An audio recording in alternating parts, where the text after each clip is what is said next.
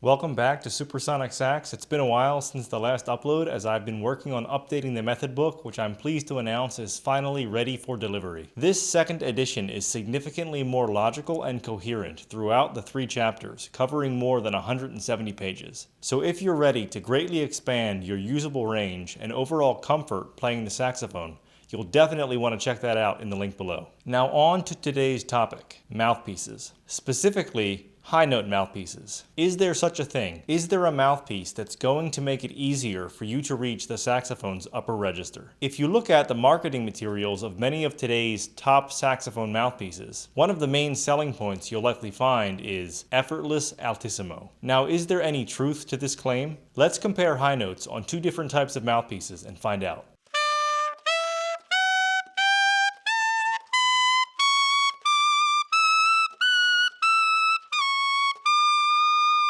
So that major scale up to G-sharp 4 was done on an Auto-Link style hard rubber mouthpiece with a large chamber and minimal rollover baffle. Up until a few months ago, I had been playing on this mouthpiece exclusively for the better part of a year. But recently I decided I wanted to try something a little bit brighter. So I switched to a copy of a Berg Larsen, which is a step baffle mouthpiece with a much smaller chamber. Now let's hear that same phrase again.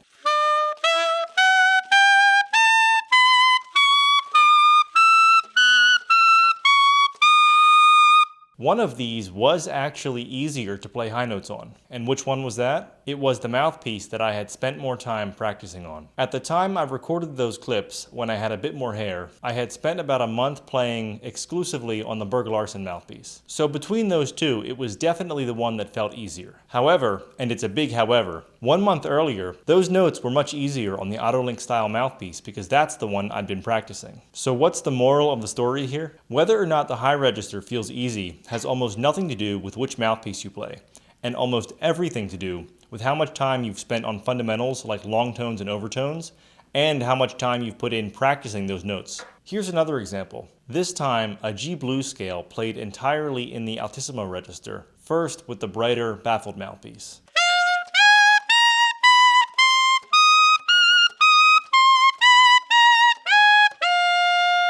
And again with the darker mouthpiece I had been playing previously.